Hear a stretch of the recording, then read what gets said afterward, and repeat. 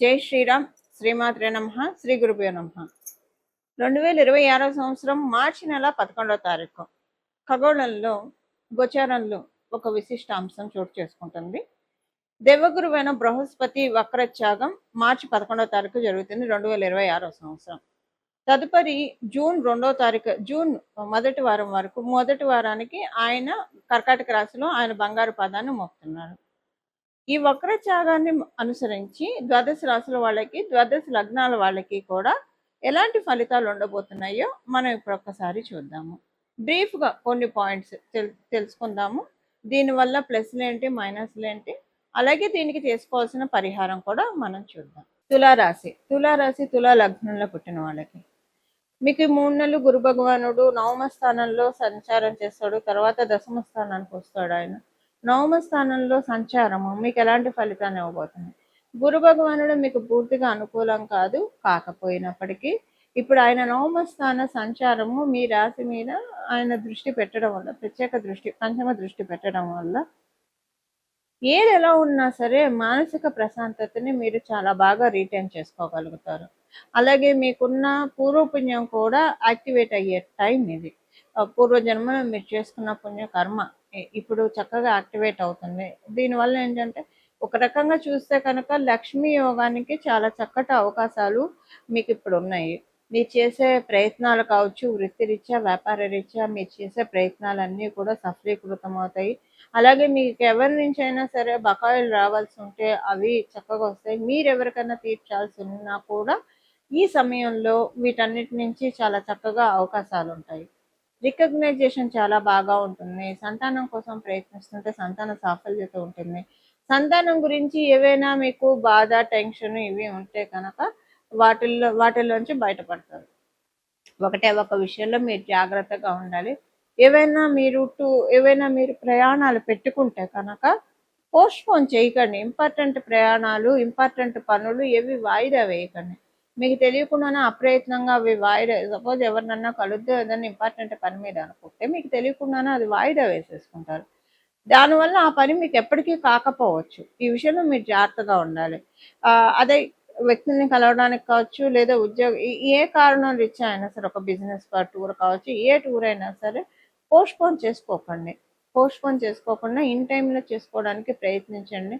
లేకపోతే ఇంకా మళ్ళీ మీకు వాళ్ళని కలవడం కావచ్చు, లేదా ఆ పని అవ్వడం కావచ్చు, చాలా టైం తీసుకునే అవకాశం ఉంది. కాబట్టి ఈ విషయంలో కొంచెం చూసుకోండి. బట్ అలాగని ప్రయాణము కూడా మరి అంటే ఏదో దేశ విదేశాలకి అయితే కనుక కొంచెం ఇప్పుడు వారు కూడా ఉంది కాబట్టి అది ఆ క్లైమాటికల్ కండిషన్స్ చూసుకొని పెట్టుకోండి. బట్ మనకి ఇండియాలో మీరున్న ప్రదేశం నుంచి కొంచెం అంటే మీరున్న ఊరు నుంచి ఇంకొక ఊరు ఇలాంటివి అయితే మీరు పోస్ట్పోన్ చేసుకోకండి. పోస్ట్పోన్ చేసుకోకుండా ఎవరైనా మీరున్న సిటీలోనే ఎవరినన్నా కలవాలన్నా అవి పోస్ట్పోన్ చేసుకోకుండా అవి చేయడానికి ప్రయత్నించండి. చాలా చక్కటి ఫలితాలు వస్తాయి. ఇప్పుడు పోస్ట్పోన్ చేసుకుంటే అదే మన దేశం దాటి వెళ్ళే విషయం మటుకు అది మీరు ఒక్కసారి మీ పెద్దల సలహాలు అవి తీసుకొని వెళ్ళాలా వద్దా అనేది ఆలోచించుకోండి. ఎందుకంటే ఇప్పుడున్న వారు ఈ కండిషన్స్ బట్టి. బట్ విమానయానం కాకుండా మామూలుగా వెళ్ళేవి ఏవైనా సరే చూసుకొని మరి మీకు దగ్గరగా ఉన్నవి పోస్ట్పోన్ చేసుకోకుండా చేయడానికి ప్రయత్నించండి. చక్కటి శుభ ఫలితాన్ని చూస్తారు. ఇప్పుడు చేసుకోవాల్సిన పరిహారం వచ్చి ప్రతిరోజు కూడా సాయంత్రం పూట, ఉదయం పూట, మీకు ఒకవేళ ఉదయం కుదరకపోయినా సాయంత్రం మటుకు స్కిప్ అవ్వకుండా చేయాల్సింది. సాయంత్రం 6 నుంచి 7 లోపల చేయాల్సిన పరిహారం. ఒకవేళ మీరు ఆఫీసులో ఉంటారు, కుదరదు అనుకుంటే ఇంటికి వచ్చాకైనా రాత్రి పడుకునే లోపలైనా చేయొచ్చు. పొద్దున, సాయంత్రం 2 పూట్ల చేస్తే మంచిది. కుదిరిన వాళ్ళు, అవకాశం ఉన్నవాళ్ళు ఉదయాన్నే 6 నుంచి 7 లోపల, అలాగే సాయంత్రం 6 నుంచి 7 లోపల. అది కుదరని వాళ్ళు మీరు ఎప్పుడైనా సరే ఉదయాన్నే మీరు స్నానం చేసిన తదనంతరం చేయండి. ఇది వచ్చేసేసి 3 సార్లు చంద్రశేఖర అష్టకం పఠించాలి. చంద్రశేఖర పాహిమాం, చంద్రశేఖర రక్షమాం. ఈ చంద్రశేఖర అష్టకాన్ని పఠించడం వల్ల ఇప్పుడు గురు భగవానుడు జీవకారకుడు అయిన గురు భగవానుడు కర్కాటక రాశిలో ఉచ్చ స్థానంలో ఆయన ప్రవేశించడానికి ముందుగా చంద్రశేఖర అష్టకం చదువుకోవడం వల్ల అపమృత్యు దోషాలు తొలగిపోతాయి. అంటే చంద్రశేఖర అష్టకం ఎవరైతే పఠిస్తారో వాళ్ళు యమధర్మరాజుకి భయపడక్కర్లేదు అని మనకి ఆ అష్టకంలోనే ఉంటుంది. అంటే అమ్, అపమృత్యు దోషాలంటే ఒక్కొక్కసారి మ్, మనిషి ప్రాణానికనే కాదు మనకొచ్చే సమస్యలు కూడా అలాంటివే. ఇప్పుడు ఆ, మనకి ఏదన్నా యాక్సిడెంట్ ఏదైనా జరిగితే అది శరీరానికి జరుగుతుంది. ఓకే.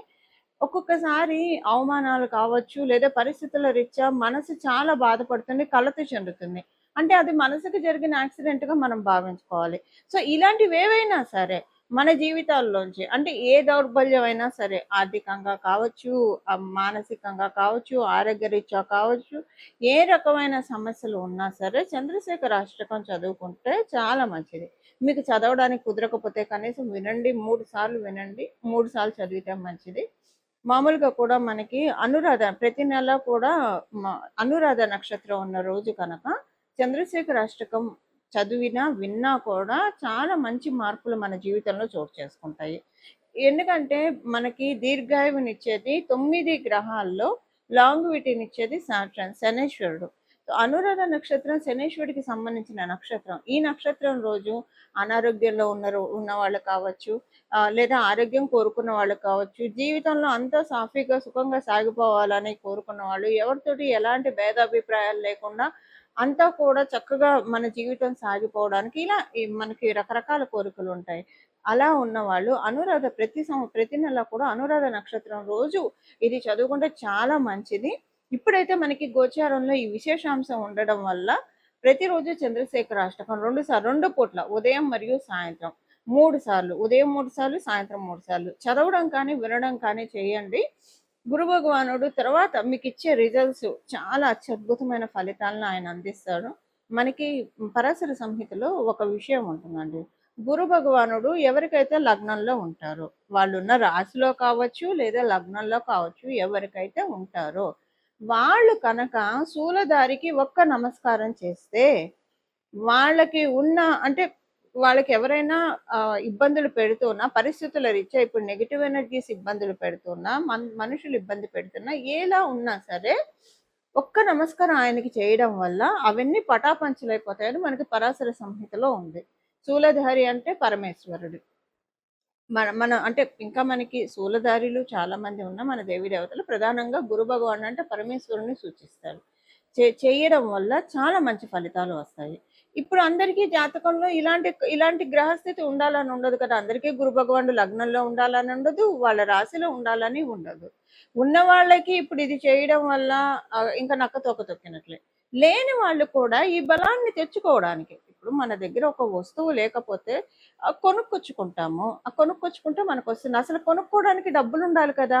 ఆ డబ్బులు మనం సంపాదించుకుంటే ఏదైనా వస్తువు మనం కావాలంటే వస్తువు కావచ్చు, ఇల్లు కావచ్చు, స్థలం కావచ్చు, బలం కావచ్చు, వాహనాలు కావచ్చు, కొనుక్కోగలుగుతాం. సో అలా సంపాదించుకుంటే మన ఇంట్లో కూడా ఉంటుంది.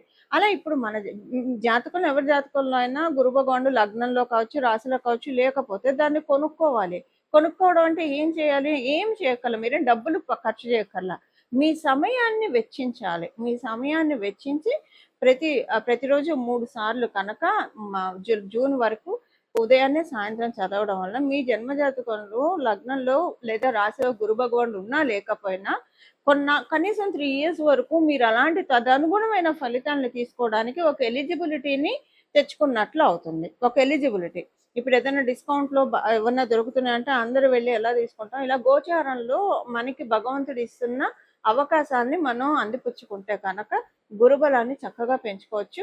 ఇప్పుడైనా కదా, నేను మళ్ళీ ఇంకొకసారి చెప్తున్నాను, ప్రతి నెల అనురాధ నక్షత్రం ఉన్నప్పుడు కూడా చంద్రశేఖర అష్టకాన్ని 3 సార్లు ఎవరైతే చదువుతారో, శ్రద్ధతో భక్తితోటి చదువుతారో, వింటారో వాళ్ళకి చాలా అంటే చాలా ఉత్తమమైన ఫలితాలు వస్తాయి. ఇలా మనందరి జీవితాల్లో మనందరం కూడా గురు భగవానుడి యొక్క అమృతపు జల్లుని, అమృతపు ఆశీస్సుల్ని తీసుకోవాలని చెప్పి మనందరి తరఫున దక్షిణామూర్తి స్వామివారిని ప్రార్థిస్తూ, పరమశివుని ప్రార్థిస్తూ మంగళం. నమో భగవతే వాసుదేవాయ.